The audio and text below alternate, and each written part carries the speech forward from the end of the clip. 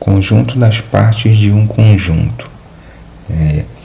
Ele é o conjunto formado por todos os subconjuntos possíveis, onde cada subconjunto é formado pelas combinações possíveis de seus elementos. Certo? Então, veja o exemplo de um conjunto X com os elementos 2, 3 e 5. Temos que P de X, ou seja, as partes desse conjunto X, elas são as seguintes. O primeiro subconjunto de qualquer conjunto é o conjunto vazio. Tá? Agora, como nós temos 3 elementos, as combinações possíveis, a primeira é o conjunto vazio, é a opção que eu tenho de não escolher nenhum dos 3. Mas eu posso escolher de 1 em 1, são subconjuntos também, posso escolher de 2 em 2 ou até mesmo de 3 em 3, que nesse caso, como só tem 3 elementos, eu vou ter só um subconjunto com o número total de elementos. Então, na ausência de todos, eu tenho o conjunto vazio. Com um elemento, eu posso ter só o 2, posso ter somente o 3, posso ter somente o 5. Todos esses são subconjuntos, fazem parte desse conjunto X. Nós temos a opção também de reunir de 2 em 2 o 2 com 3, ou 2 com 5, ou até mesmo o 3 com 5, mais essas possibilidades. E a possibilidade final é fazer um subconjunto com 2, 3 e 5, ou seja, com os 3 elementos. Esse também é um subconjunto, certo? Então, o conjunto das partes nós temos esses. Para um conjunto X com 3 elementos, nós temos essa quantidade de partes, ou seja, a quantidade de subconjuntos. Agora, seja um conjunto com N elementos, de forma algébrica, a quantidade de elementos do conjunto das partes deste conjunto será o resultado de 2 elevado a N, ou seja, esse N é a quantidade de elementos. Tá? Então, no exemplo anterior, sem precisar fazer todos os subconjuntos, vazio, de 1 em 1, de 2 em 2, e até mesmo com os 3 elementos, uma possibilidade era fazer de forma direta para descobrir a quantidade de subconjuntos. Nós observamos lá que nós fizemos o vazio, 3 possibilidades com um elemento cada, 3 possibilidades com 2 elementos cada e uma possibilidade com os 3 elementos. No total foram 8 subconjuntos. Mas como chegar nessa quantidade de 8 sem ter que fazer primeiro todas as combinações possíveis? Então a quantidade, esse N, das partes do conjunto X, ou seja, dos subconjuntos do conjunto X, ela vai ser 2 elevado a N, onde esse N é a quantidade de elementos que eu tenho lá no meu conjunto X. Como eu tenho 2, 3 e 5, eu tenho 3 elementos. Então basta fazer 2 elevado à terceira potência. E isso é 2 vezes 2 vezes 2, que vai me dar 8. São 8 elementos, ou seja, são 8 subconjuntos que eu consigo formar com 3 elementos.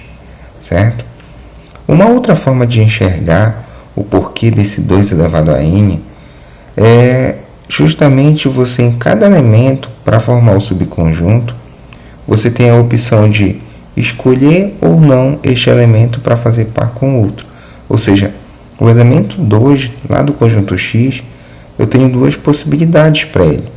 Ou eu escolho usar o 2 ou eu não escolho. A mesma coisa para a escolha do 3. Eu também tenho 2 possibilidades. Ou eu vou escolher o 3 ou não escolher na hora de fazer as combinações. Da mesma forma, o 5 também são 2 possibilidades. Ou seja, multiplicando as possibilidades que eu tenho de cada um, no total eu tenho 8 possibilidades. E isso, em forma de potência, é 2 elevado à terceira potência. E esse 3 significa a quantidade de elementos dentro do meu conjunto. Para as questões 67 e 68, utilize o conjunto X, A, B, C e D como elementos. Então, para a questão 67, ele diz: determine todos os subconjuntos do conjunto X que possuam. Então, todos os subconjuntos, ele quer que eu escreva esses conjuntos, ele quer que eu faça. No item A, com nenhum elemento. Então, eu não vou escolher nem o A, nem o B, nem o C, nem o D. Que subconjunto é esse? É o subconjunto vazio. Com um elemento eu já tenho aí mais subconjuntos que eu posso escolher com um elemento, somente o A, o B, ou o C ou o D. Agora com dois elementos eu vou ter que já agora aqui ter atenção para poder fazer as combinações possíveis. Observem que eu tenho AB, AC, AD, tenho também a opção de fazer o B agora, B com C, B com D e para finalizar C com D. Ou seja, são 6 possibilidades de fazer de 2 em 2 elementos, né, as combinações possíveis. Com 3 elementos eu tenho inicialmente ABC, posso mudar do C agora para o D e ficar ABD. Posso pegar o A, pular o B e fazer CD, né, ficar ACD. Ou para finalizar os 3 últimos, B, C e D. Com 4 elementos eu tenho uma opção, que é A, B, C e D. Bem, no total eu tenho 16 subconjuntos. Se eu for conferir um a um eu tenho 16, ok? Questão 68, ele quer qual a quantidade de elementos do conjunto das partes de X. Ou seja, ele quer que eu diga a quantidade de subconjuntos que eu consigo formar com um conjunto que possui 4 elementos. Então, a quantidade é o N das partes do conjunto X. Então, vai ser 2 elevado a N. Só que esse N, eu tenho que ir lá no conjunto X e conferir quantos elementos ele possui. E esse conjunto X possui 4 elementos. Então, a quantidade de subconjuntos que eu vou conseguir formar é a resposta de 2 elevado à quarta potência, que é 2 vezes 2 vezes 2 vezes 2. E isso vai nos dar 16. 16 elementos ou subconjuntos, para que você enxergue. Que subconjuntos são esses? Tem um vazio, tem de 1 em 1, tem de 2 em 2, de 3 em 3 e no máximo com 4, que são todos os elementos, né? O A, B, C e D. Uma outra forma de enxergar é, vai lá no conjunto, tem 4 elementos. Cada elemento ele tem 2 possibilidades na hora de formar o meu subconjunto. Eu posso escolher ou não com que ele apareça. Então, eu tenho 2 opções para o A, 2 opções para o B, 2 para o C e 2 para o D. Multiplicando, ele vai me dar um total de 16 possibilidades. Assim como no cálculo para determinar a quantidade de elementos no conjunto das partes. A questão 69, ela diz assim, escreva um conjunto V, eu vou escrever um conjunto, né? Eu vou ter que descrever esses elementos, ou seja, uma lei de formação, tal que a quantidade, olha o N, a quantidade do conjunto das partes deste conjunto V seja igual a 32. Observe que ele me fez agora o inverso. Ele me disse quantos subconjuntos eu consigo formar. Eu consigo formar 32 subconjuntos. Só que ele não me disse qual é o conjunto. Eu não sei quantos elementos tem esse conjunto. Então, o objetivo é descobrir a quantidade de elementos e, a partir dessa quantidade, eu vou pensar em um conjunto que satisfaça essa quantidade que nós vamos descobrir. Então, uma forma é fatorar o 32, né? Pega o 32, passa a barrinha, aí divide por 2, vai dar 16, por 2, vai dar 8, por 2, vai dar 4, por 2, vai dar 2, por 2, vai dar 1.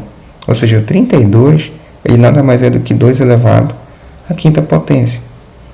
Bem, se ele é 2 elevado à quinta, e o 2 elevado a n é o cálculo que eu, de forma algébrica, né? A estrutura que eu tenho de forma algébrica, para encontrar a quantidade de elementos do conjunto das partes, eu posso dizer então que esse n ele é igual a 5. Ou seja, o meu conjunto V ele possui 5 elementos. Certo? Então, se eu sei que o meu conjunto V possui 5 elementos, o que eu posso fazer agora? Eu posso pensar em conjuntos, né, estrutura de conjuntos, para poder escrever uma lei de formação. Por exemplo, se eu disser que o conjunto V ele é o conjunto formado por X elementos, só que esse X ele é vogal. Será que ele satisfaz o que eu estou querendo montar? Bem, o que é X é vogal? Eu tenho que pensar quais são as vogais que eu tenho. A, E, I, O, U. São 5 vogais. E então o conjunto V ele possui 5 elementos. E de fato, com V, nós fizemos o cálculo e identificamos que o V possui 5 elementos.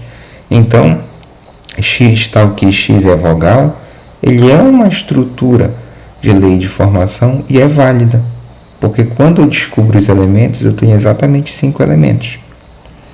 Tá, existe uma outra possibilidade? Existem infinitas.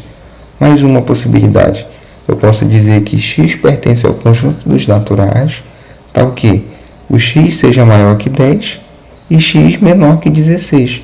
Ou seja, a condição é que ele seja natural, mas só que ele está entre dois números, entre 10 e 16. Quais são os números que ficam entre 10 e 16? 11, 12, 13, 14, 15. Lembra que tem que ser naturais. Então, esses são 5 números naturais. Então, esse conjunto V possui também 5 elementos. Se eu fizer as partes desse conjunto com nenhum elemento, que é o vazio, com um elemento, com 2, com 3, com 4 e com 5, quando eu conferir a quantidade de subconjuntos, nós teremos exatamente 32 subconjuntos, certo? Agora vamos para operações com conjuntos, união de conjuntos. A definição é, dados os conjuntos A e B, chamamos de união ou reunião de A e B, ou seja, A, U, B, U de união, A união B, o conjunto C, tal que, qual é a condição? Que esse X ele pertence a C, ou seja, um elemento pertence a C, se e somente se ou esse elemento pertence ao conjunto A ou esse elemento pertence ao conjunto B. Tá? Então, essa é a condição. Tal que eu tenho um elemento que, para que ele pertença a essa união, ele tem que pertencer ou ao conjunto A ou ao conjunto B. E em união de conjuntos, a palavra ou, ela tem um significado que o elemento pode pertencer ao conjunto A, ao conjunto B, ou ao mesmo tempo nos dois conjuntos, certo? Vejamos. Observem que eu tenho aqui dois conjuntos, eu posso ter um elemento X pertencente somente ao conjunto A. Nesse momento, a união, o elemento X pertence à união? Pertence, mas ele pertence ao conjunto A, somente ao conjunto A. Uma outra possibilidade é que na hora da minha união de A união com B, o elemento que pertence a essa união, ele pertença somente ao conjunto B. Pode ocorrer também de, na minha união dos conjuntos, o elemento X pertencer ao conjunto A e ao conjunto B ao mesmo tempo. Então, tem essas três possibilidades. Ou ele pertence a um, ou ele pertence aos dois conjuntos, certo? A um dos dois conjuntos ou aos dois.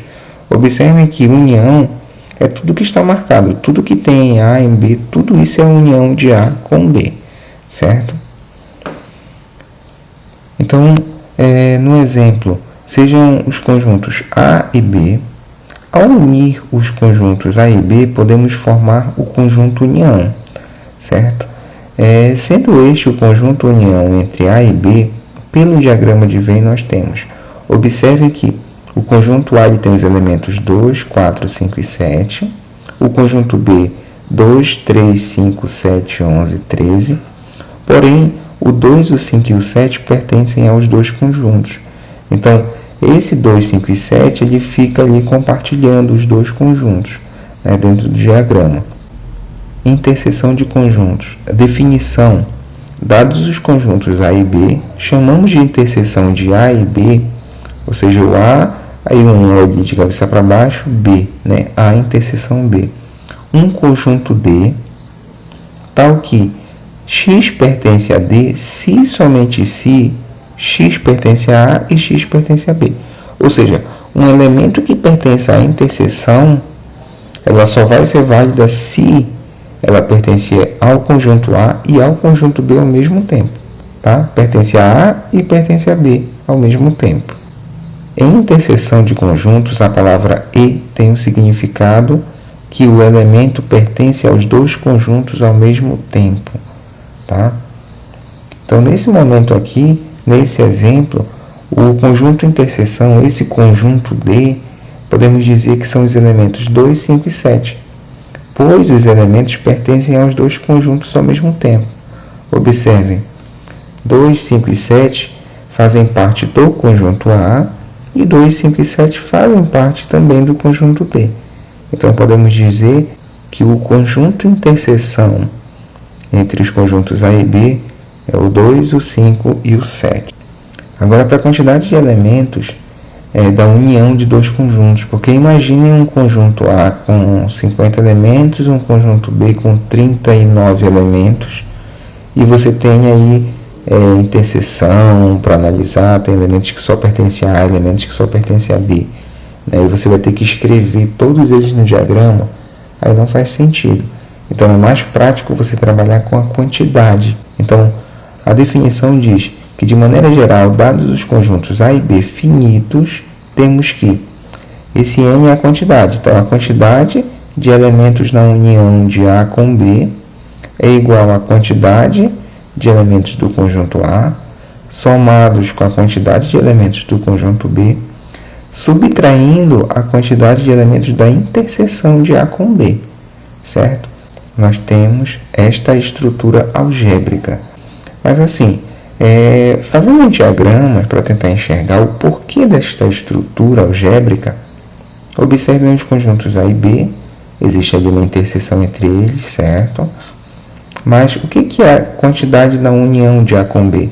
É tudo que eu enxergar nesta faixa, contendo o A e o B, inclusive a interseção, tudo isso eu chamo de união, certo? Então, quantidade é só somar tudo que aparecer.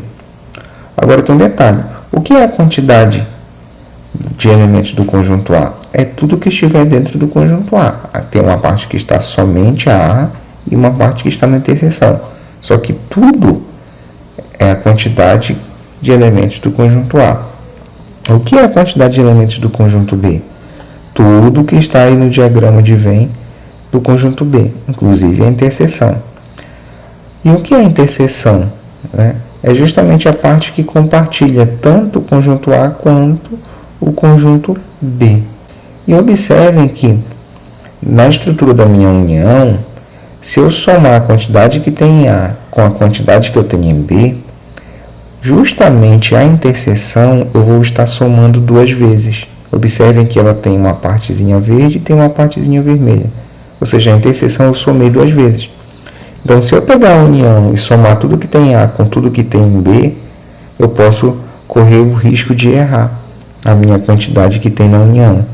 Porque se houver interseção, eu posso conferir duas vezes, né? Eu conferi uma vez quando eu falei o conjunto A, e eu vou acabar conferindo mais uma vez quando eu falar o conjunto B como um todo. Então, o que eu preciso fazer para que dê certo isso? Eu faço a retirada da minha interseção.